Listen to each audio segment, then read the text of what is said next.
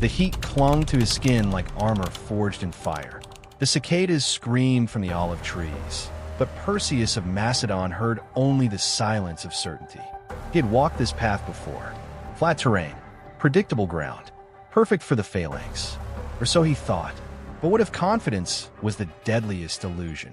Perseus stood over the hills near Pidna, his bronze helm under his arm, eyes squinting at the vast expanse ahead. From the distance, it looked like the perfect battleground. Yet the cracks in that illusion ran deeper than the soil. He didn't know, or refused to see, that this land, seemingly flat, was fragmented with shallow ridges and hidden dips. Just enough to splinter unity. Just enough to turn cohesion into chaos. Have you ever trusted something so deeply, only to realize it betrayed you at the worst possible moment? A soldier named Diodorus remembered the morning well. He adjusted his pike, tightened his sandals, and looked to his right. The line stretched endlessly, shoulder to shoulder, iron to iron. They were brothers in a wall of death, unbreakable until they moved, and the earth moved differently beneath each of them. A step forward became a stumble. The shield no longer aligned. The pike no longer pierced as one. The invincible formation had turned into a cage. It's a paradox as old as war itself. The very strength you build can become your downfall. Perseus believed in structure, in rigidity, in the echo of Alexander's footsteps. But the world had changed, and he hadn't. Was it arrogance, or fear of letting go of what once worked? Daniel Kahneman, centuries later, would call it the illusion of control. The belief that mastering a part of the system means you understand the whole. Perseus had mastered the phalanx. He knew its pulse, its timing, but not its weakness, and certainly not the terrain that would undo it. And so, when the first clash came, it wasn't the Roman steel that broke the Macedonian will. It was the earth itself. The uneven, deceptive earth that laughed at maps and mocked the pride of kings. What happens when your greatest weapon no longer obeys you? But this wasn't just about geography. This was about psychology. Perseus hesitated. Faced with uncertainty, he delayed his orders, trusting his diagrams over his eyes. His generals urged him to adjust, but he stood firm, too proud to adapt, too scared to appear unsure. And that moment of hesitation was the beginning of the end. 2 hours later, the lines buckled, the phalanx fractured, and Perseus watched from afar, the weight of legacy pressing harder than any Roman sword. What do you do when the ghosts of your ancestors whisper strategies that no longer work? Because legacy, for all its glory, can become a prison. And Perseus was its warden. But how did the Romans, a seemingly less refined force, exploit this so flawlessly? And could a simple change in formation really dismantle centuries of Hellenistic pride? Because what came next wasn't just a tactical maneuver. It was a new philosophy of war, a swarm that thought, a legion that moved like thought itself, and the world would never fight the same again. They didn't march like men. They moved like thought, fragmented, adaptive, impossible to predict. The Roman legions did not come as a wall. They came as a question, and the phalanx had no answer. While Perseus trusted the ancient rhythms of uniformity, Rome whispered something new: chaos with coordination. Can a formation be too perfect? The manipular formation wasn't born of elegance. It was born of necessity. Rome had fought hills, woods, deserts. It needed flexibility, not poetry. The manipulus, a unit of about 120 men, could bend without breaking, separate without collapsing. They weren't just soldiers. They were pieces on a living board. And that board was about to devour Pidna. Publius, a Roman centurion with dust in his lungs and blood on his boots, remembered the day not by the sound of swords, but by the way the sun hit the spears. Like pins in a corpse, he'd later say, they advanced in loose waves, baiting the phalanx forward. Then suddenly they'd pull back, open gaps, rush the sides. It was like trying to hold water in a net. Have you ever faced something you couldn't predict? And that was its greatest weapon? The phalanx demanded unity. Shoulder to shoulder, pike to pike, One stumble, one rock, one break in the line, and the entire organism convulsed. The Romans exploited that mercilessly. They didn't push. They flowed. Around. Through. Beneath. A dagger in liquid form. Was this the end of order or the beginning of evolution? One Roman cohort would engage, clash, retreat. The next would flank. Another would cut diagonally through the opening. The Macedonians couldn't adjust. Their 15-foot sarissas, once symbols of domination, became obstacles. In close quarters, they were useless, and so were the men who held them. And Perseus, he watched, from his hill, a king tethered to a past that was now bleeding out below him. Why did Greece, the mother of strategy, fail to evolve? The tragedy wasn't just military. It was philosophical. Rome didn't just beat the phalanx. It beat an idea that tradition meant truth, that symmetry meant superiority, that what worked for Alexander would work forever. But Rome had no time for worship. Rome adapted. Greece remembered. And in war, memory is slower than instinct. Few talk about the moment the Roman second line, the Prince of Peace, surged forward. It wasn't just a reinforcement. It was a judgment. Cold, silent, lethal. The first Macedonian break came not from the front, but from the flank, where one manipular unit slid through a fold in the terrain and stabbed deep into the side. The phalanx didn't shatter all at once. It unraveled, like a thread pulled by invisible hands. And what happened next was not a battle. It was a collapse. But what drove that collapse? Was it the terrain? The tactics? Or something deeper? Something internal? In the soul of a civilization that refused to change? Because when Perseus finally turned his back, he wasn't just fleeing an army. He was fleeing a future he didn't understand. And Lucius Aemilius Paullus, the Roman general who orchestrated it all, would soon face a victory that didn't feel like one. But why would the man who broke the last Greek king weep at his own triumph? Victory should taste like wine. But to Lucius Aemilius Paullus, it tasted like ash. The field at Pidna was silent now. Thousands of bodies, once proud, armored, singing war chants, lay still beneath a sky too blue for what had just occurred. And in that silence, a Roman general cried. Why would a man cry after achieving everything he was trained to desire? Moments earlier, he had stood on a rise above the battlefield, his cloak torn, dust clinging to the gold embroidery on his armor. He had watched the phalanx fold, watched Macedon fall, watched history turn, and then he saw the aftermath. Plutarch, centuries later, would immortalize this moment. It is not the victory that brings glory, Paullus had whispered, but the cost it demands. That whisper echoes still.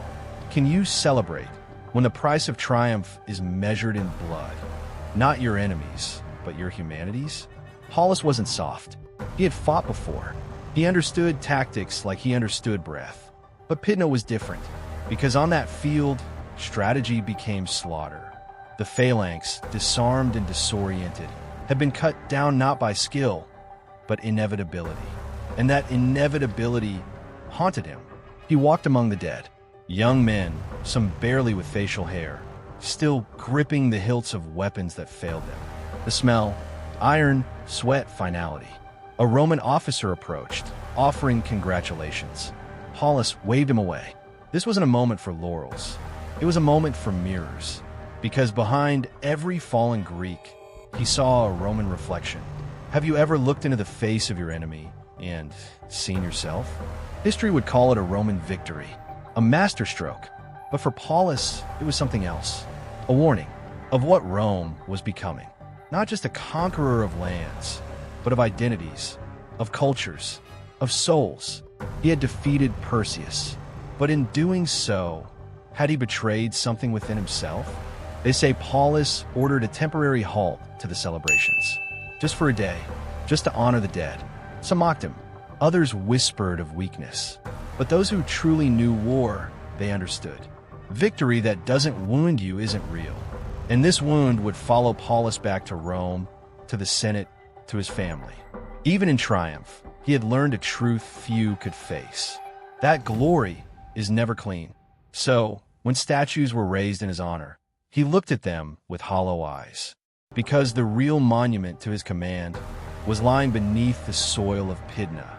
But was this sorrow a sign of weakness, or the last trace of something Rome was about to lose? Because what came after wasn't grief. It was assimilation, and in the ashes of battle, an empire was about to kneel, but not the one you might expect.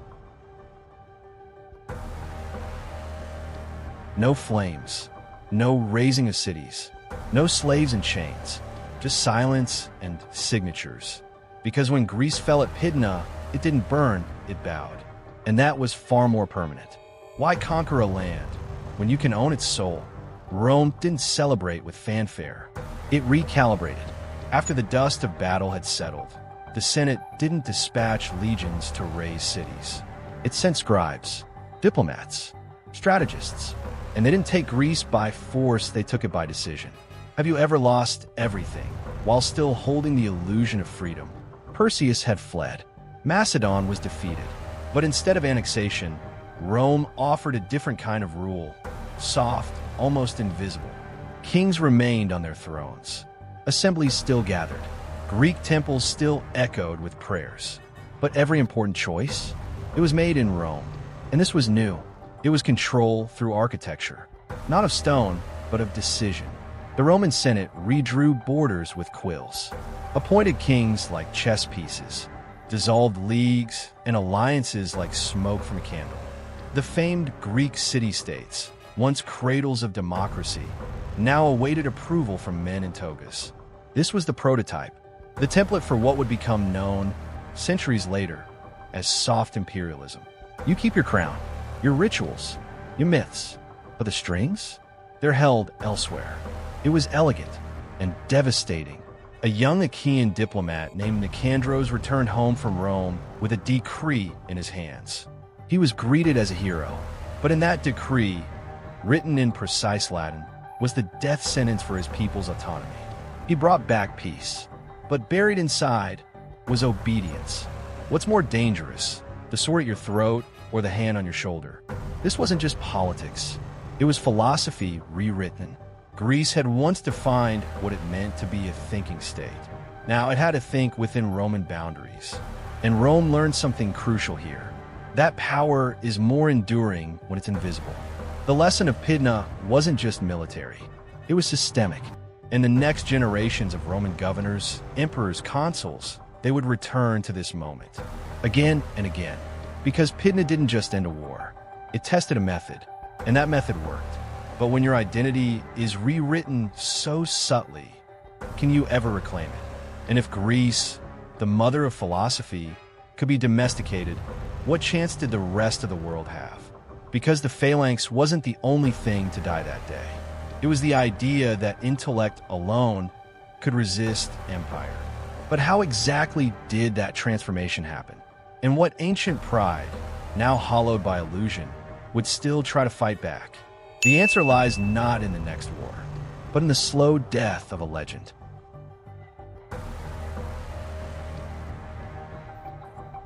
You expect the end of an era to sound like thunder, but sometimes it sounds like nothing at all. No trumpets, no screams, just a hollow silence where glory used to live. And that's how the phalanx died, not with a charge, but with a refusal. What if your greatest achievement becomes your heaviest chain? The Macedonian phalanx was once a marvel, 15-foot sarissas, precision beyond imagination. It had crushed empires, defined an age, inspired terror. But at Pidna, it didn't break from Roman steel. It broke from time. Pride is a slow poison.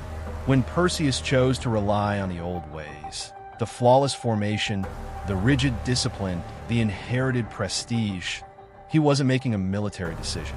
He was making a confession that he could not let go of the past. Have you ever held on to something so tightly it suffocated you? A veteran named Echelon, who had served under 3 kings, once whispered to a young recruit before the battle, "Remember, we don't move. We endure, but endurance without adaptation is surrender in disguise." The Roman maniples weren't noble. They weren't elegant, but they moved, and movement is survival. So when the ground shifted beneath the Greek phalanx, not just physically, but metaphorically, it didn't know how to respond. Like a marble statue asked to dance. And statues don't dance. They fall. The tragedy is almost poetic.